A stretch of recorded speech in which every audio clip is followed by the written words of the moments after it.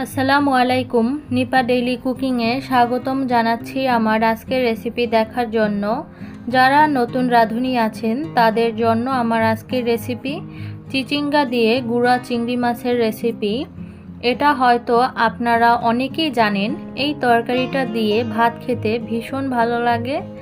আমি যেভাবে এই রেসিপিটা করে থাকি সেটাই আজকে আপনাদের সাথে শেয়ার করব। তো চলুন কথা না বাড়িয়ে আজকের রেসিপিটা দেখা যাক।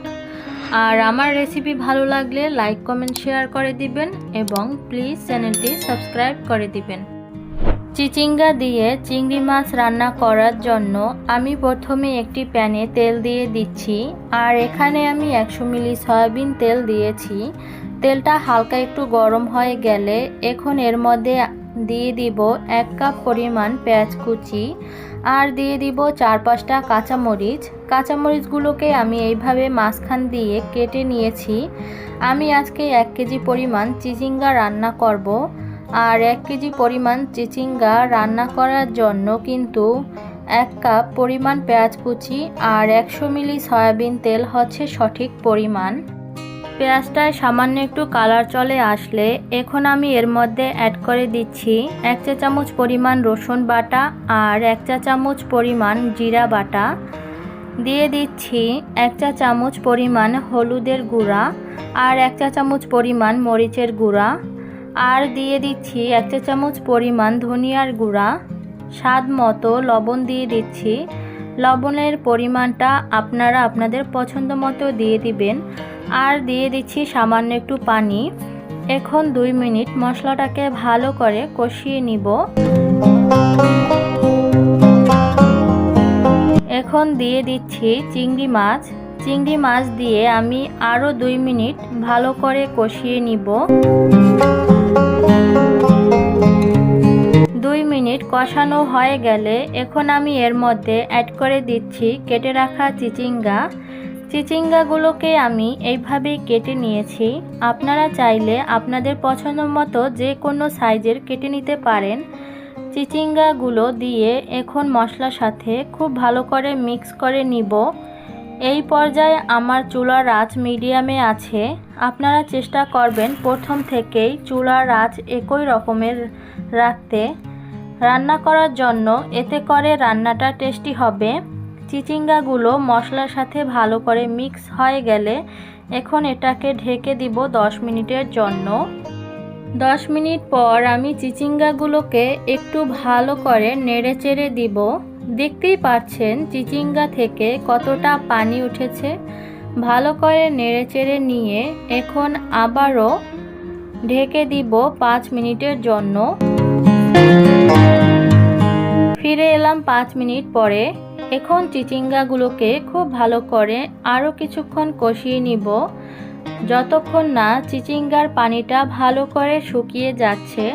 ঠিক ততক্ষণই এই চিচিঙ্গাগুলোকে কষিয়ে নিব। এইভাবে কষিয়ে নেওয়ার জন্য দেখা যাবে চিচিঙ্গাগুলো 80% সিদ্ধ হয়ে গিয়েছে। চিচিঙ্গাগুলো কষানো হয়ে গেলে এখন আমি পানি দিয়ে দিচ্ছি 2 কাপ পরিমাণ। আর এই পানিতেই বাকি 20% চিচিঙ্গা সিদ্ধ হয়ে যাবে। তবে সব চিচিঙ্গা কিন্তু একই রকম হয় না। কোনো চিচিঙ্গার ক্ষেত্রে পানি আর একটু বেশি বা কম লাগতে পারে। পানি দিয়ে চিচিঙ্গাগুলো ভালো করে নেড়েচেড়ে দিয়ে এখন ঢেকে দিচ্ছি 10 মিনিটের জন্য। মাঝে আমি আর একবার নেড়েচেড়ে দিব যাতে উপরে চিচিঙ্গাগুলো নিচে এবং নিচের চিচিঙ্গাগুলো উপরে চলে আসে।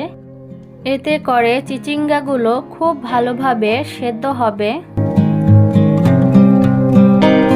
10 মিনিট পর চিচিঙ্গাগুলো একদম হয়ে গিয়েছে। পানিটা অলরেডি অনেকটাই শুকিয়ে গিয়েছে। আর এর থেকে আমি বেশি পানি কিন্তু খুব একটা শুকাবো না। এখন আমি এর মধ্যে অ্যাড করে দিচ্ছি ধনিয়া পাতা কুচি। ধনিয়া পাতা কুচি দিয়ে এখন আমি আর 2 মিনিটের জন্য ঢেকে দিব, যাতে ধনিয়া পাতার ফ্লেভারটা চিচিঙ্গার গায়ে খুব ভালো করে লেগে যায়। তবে আপনারা যারা ধনিয়া পাতা পছন্দ করেন না সেক্ষেত্রে কিন্তু এটা স্কিপ করতে পারেন। 2 মিনিট পর চিচিঙ্গাটা একদম হয়ে গিয়েছে। এখন আমি চুলা অফ করে দিব। আর চিচিঙ্গাগুলো কতটা সফট হয়েছে সেটা নিশ্চয়ই দেখেই বুঝতে পারছেন। এই পর্যায়ে লবণটা একটু চেক করে দেখবেন ঠিক আছে কি না। আমার সব কিছু একদম পারফেক্ট আছে। তৈরি হয়ে গেল চিচিঙ্গা দিয়ে চিংড়ি মাছের রেসিপি। আমি যেভাবে আপনাদেরকে তৈরি করে দেখালাম, আমার রেসিপিটা যদি ভালো লাগে তাহলে একবার হলেও বাসায় তৈরি করে দেখবেন। আশা করছি আমার আজকের রেসিপিটা আপনাদের ভালো লেগেছে। আমার ভিডিওগুলো যদি আপনাদের ভালো লাগে তাহলে চ্যানেলটি সাবস্ক্রাইব করার অনুরোধ রইল। আজ আর কথা বাড়াচ্ছি না, এখানেই বিদায় নিচ্ছি। সবাই ভালো থাকবেন। আল্লাহ হাফেজ।